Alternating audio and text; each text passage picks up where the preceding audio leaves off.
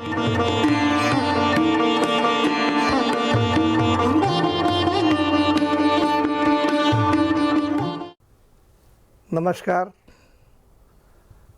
हम धर्म का वैज्ञानिक स्वरूप जानें, समझें और उसके अनुसार हमारे जीवन में आचरण करें।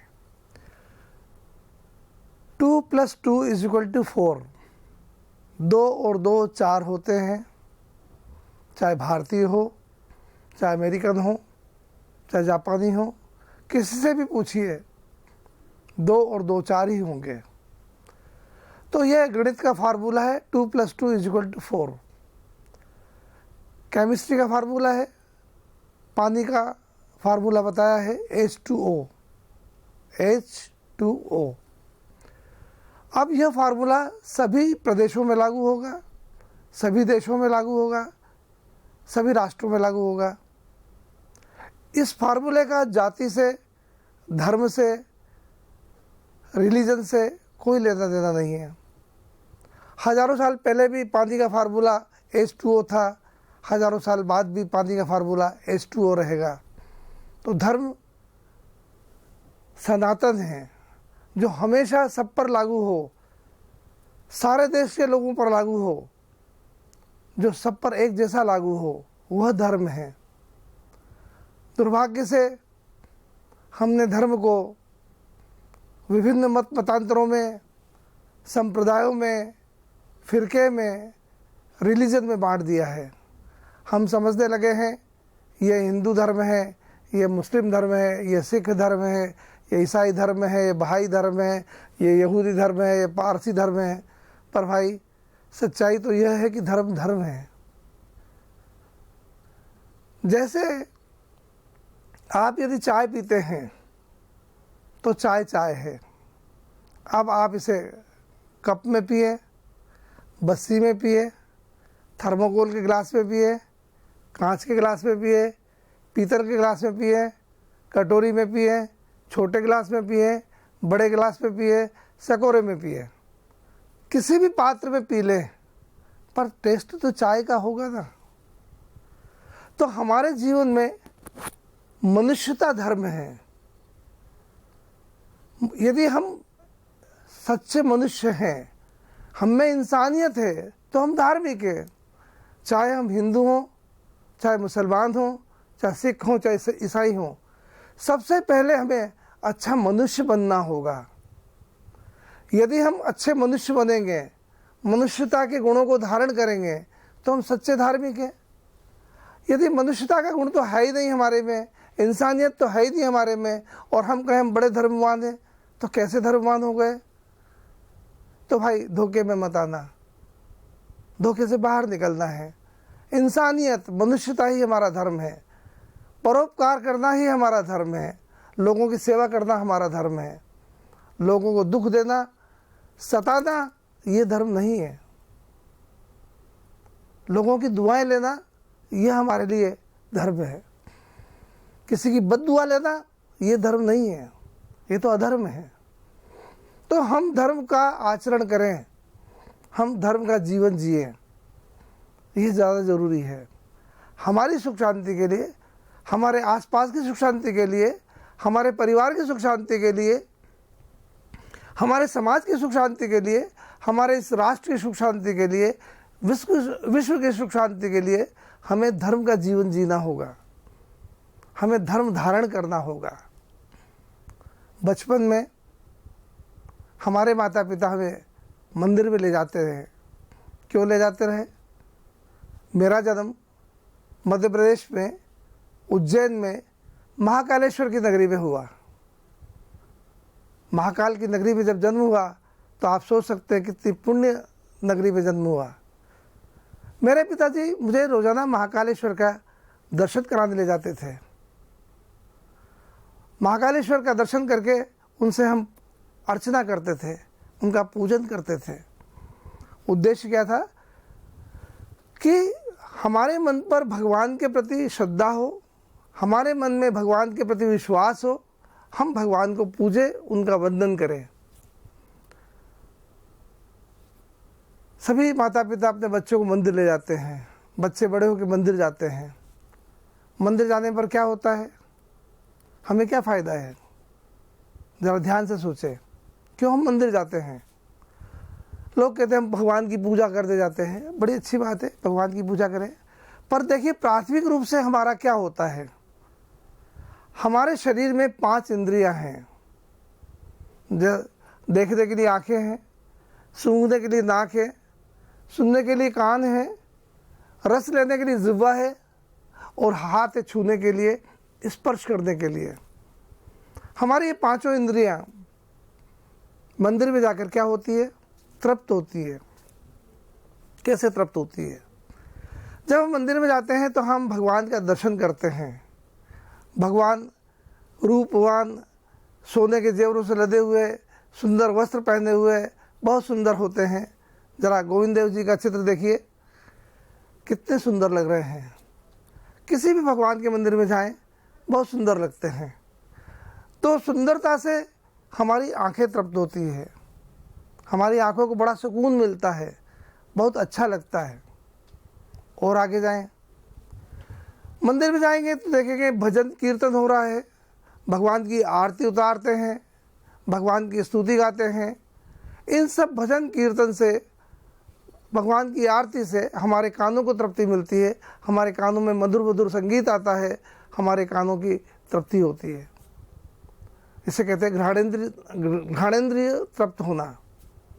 और देखिए आप क्या होता है, मंदिर में अगरबत्ती लगाते हैं, फूल माला चढ़ाते हैं, भगवान को इत्र चढ़ाते हैं, और इन सब की खुशबू वातावरण में फैल जाती है।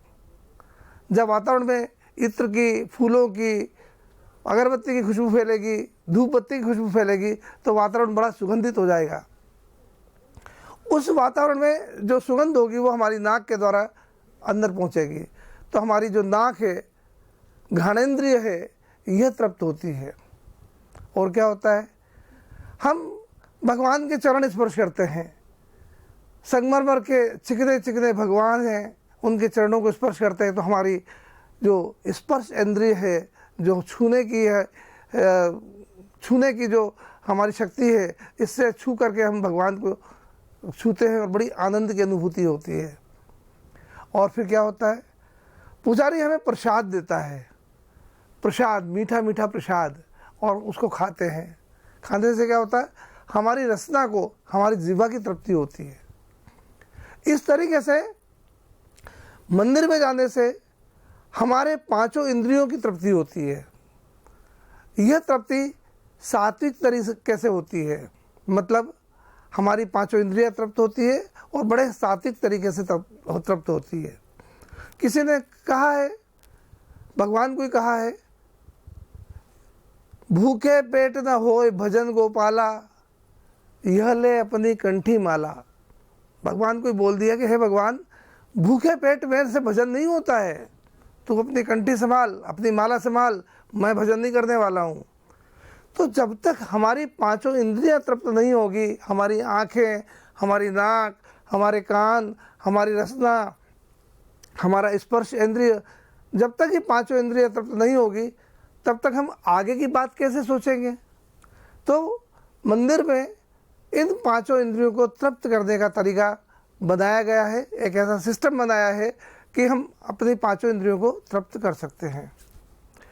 देखिए, यह तो हुआ सात्विक रूप से 5 इंद्रियों को तृप्त करना है। तामसिक रूप से क्या होता है, अगर बुरे तरीके से कोई अपने इंद्रियों को तृप्त करना चाहता है तो वो भी करता है। वेश्या के चले जाता है, वहाँ क्या जाके देखता है, वेश्या सजी धजी है, बहुत सुंदर है, बहुत अच्छा श्रृंगार किया है, बहुत अच्छे कपड़े पहने उसने, तो वेश्या को देख करके उसकी आंखों को बड़ी तृप्ति होती है।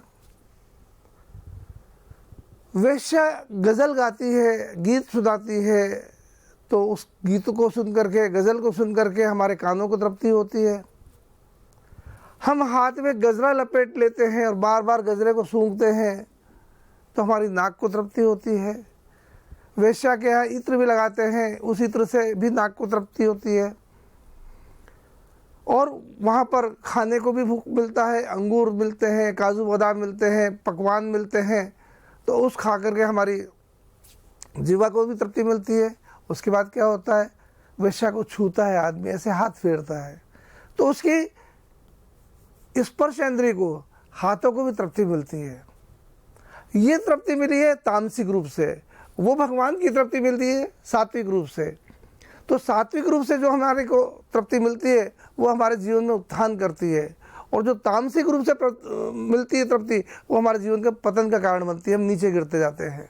तो ये हमारे हाथ में है कि हम उत्थान करें या पतन करें, ये हमारे हाथ में है। हमारे आचरण में है कि हम उत्थान करें या पतन करें। तो इस प्रकार से आपने देखा कि भगवान के मंदिर में जाने से हमारी पांचों इंद्रियों की तृप्ति होती है। पर इसके बाद हम क्या करते हैं, बस गए मंदिर में, हाथ जोड़ लिए, अगरबत्ती लगा दी, फूल माला चढ़ा दी, दिया जला दिया, प्रसाद लगा दिया और भोग लगा करके आरती गा दी और प्रसाद बांट दिया और चले आए। इसके आगे वाला काम तुम भूल गए। हमारा भगवान हमसे क्या चाहता है ये तो भूल गए। बस भगवान खुश हो गया, रोजाना मंदिर में गए, दर्शन किया और भगवान से दिन भर चोरी बेईमानी करने का लाइसेंस ले लिया। अब हम किसी को कम तोले, किसी से झूठ बोले, भगवान से रक्षा करेगा। भगवान के मंदिर में आखिर गए तो है, उनके दर्शन किए तो क्या फ़ायदा हुआ। हम दिन भर हमारे मनमर्जी करेंगे, हमारे व्यापार में लोगों को धोखा देंगे और भगवान ने लाइसेंस दे दिया है। क्या ऐसा होता है क्या? क्या ये धर्म का आचरण है क्या? नहीं भाई, ये धर्म का आचरण नहीं हुआ है। ये तो अपने आप को धोखा देना हुआ है। हम अपने आप को धोखा दे रहे हैं कि हमने भगवान का दर्शन कर लिया, बस अब हमारी रक्षा तो भगवान करेगा। उसने ठेका ले लिया है और क्या कर दिया। कभी कभी नवरात्रों में माता का जगराता कर दिया, रात भर जगे, रात भर भजन गाए, पूरे मोहल्ले में लाउड स्पीकर लगा करके रात भर भजन गाए। चाहे बेचारे परीक्षा देने वाले परीक्षार्थियों की, विद्यार्थियों की दुर्गति होती हो, होने दो। हमने तो जगराता किया है, रात भर माता का कीर्तन गाया है। ये धर्म है क्या? मैं समझता हूँ ये धर्म नहीं है। और क्या करते हैं, चित्तौड़गढ़ के पास में भगवान श्री कृष्ण का एक मंदिर है, उसको सांवलिया सेठ का मंदिर कहते हैं। सांवलिया सेठ का मंदिर, उस मंदिर की विशेषता क्या है कि जितने भी चोर, डाकू, जराइम पेशा, आपराधिक प्रकृति के लोग होते हैं वो वहाँ जाते हैं और भगवान को अपना पार्टनर बना लेते हैं। भगवान से कहते हैं, देख भाई, जो 100 रुपया कमाऊँगा तो 10 पैसा तेरा, 10% भगवान का, वो चढ़ा दूँगा। अब अगर मुझे जेल हो जाए तो जमानत कराने का काम किसका है? आपका। और ये मान्यता है कि जो आदमी सांवरिया सेठ के यहाँ चला जाता है और अपना हिस्सा दे देता है, वो भगवान का भक्त मुसीबत आने पर भगवान से ही प्रार्थना करेगा, मुझे जमानत कराओ, मुझे छुड़ाओ। आजकल के ज़माने में क्या हो गया है, ऐसे कई साधु महात्मा संत हो गए हैं जो कृपा बेच रहे हैं।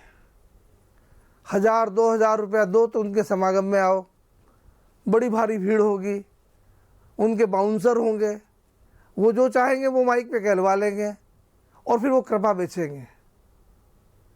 क्या कृपा कोई दुकानदारी है? क्या हम दुकानदारी खोल के बैठे हैं जो कृपा बेच रहे हैं? भगवान की कृपा आ रही और हम बेच रहे हैं। अरे भाई, कहाँ धोखे में आ गए। कोई कृपा बेच नहीं सकता है, कोई कृपा दे नहीं सकता है। अरे आपको यदि कृपा करनी है तो अपने आप पर करनी होगी।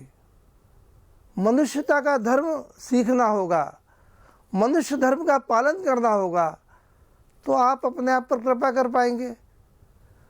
वो तो करे नहीं, और कोई बाबा जी, कोई महाराज जी, कोई संत जी, कोई मुनि जी आपको कृपा दे देंगे और आपके ऊपर कृपा हो जाएगी।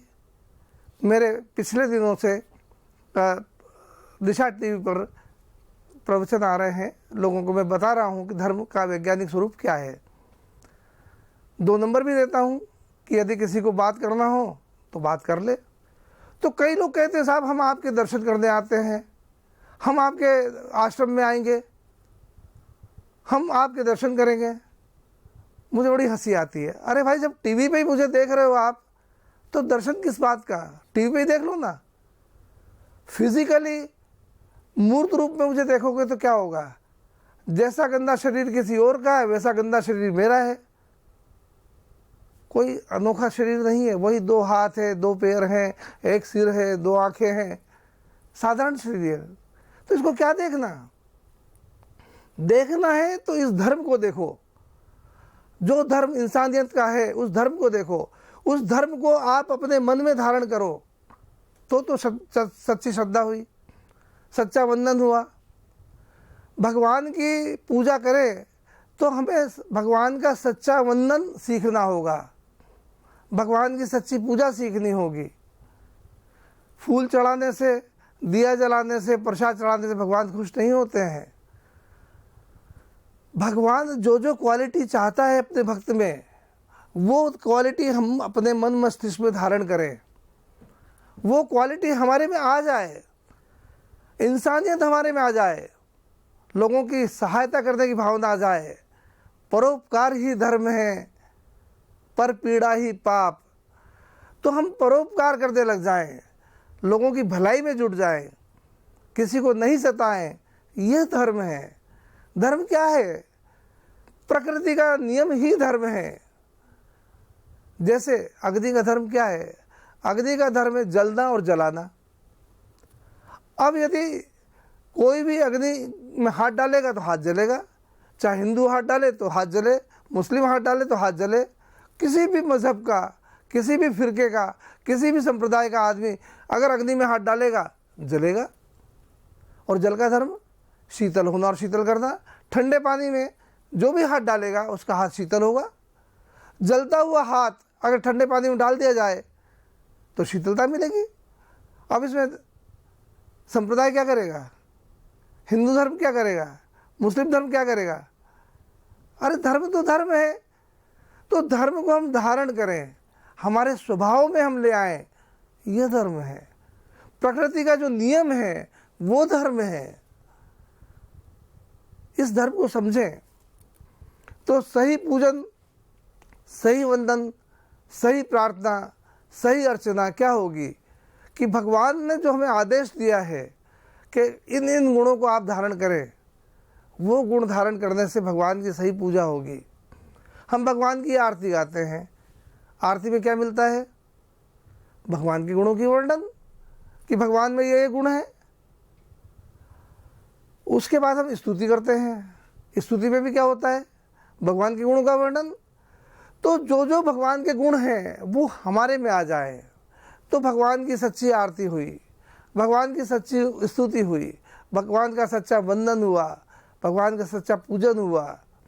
ये तो हम सब करें नहीं, और करें क्या, तीर्थ यात्रा कराए, कुंभ में स्नान कर लिया, हरिद्वार में जाके स्नान कर लिया, एक छोटा सा मंदिर बना दिया। अरे मंदिर बनाने से क्या होता है, कोई भगवान इतना निराश्रित है क्या? भगवान का कोई घर बार ही नहीं है कि आप मंदिर बनाने में लग गए। गली गली मंदिर। यदि प्रेम, करुणा, दया, ममता, स्नेह, परोपकार की भावना, ये सब बातें अगर हमने धारण की है तो वास्तव में हमने धर्म धारण किया है। और इसके विपरीत ईर्ष्या, द्वेष, भय, क्रोध, इन सब को धारण किया है तो हमारा धर्म धारण नहीं किया है, हमने अधर्म धारण किया है।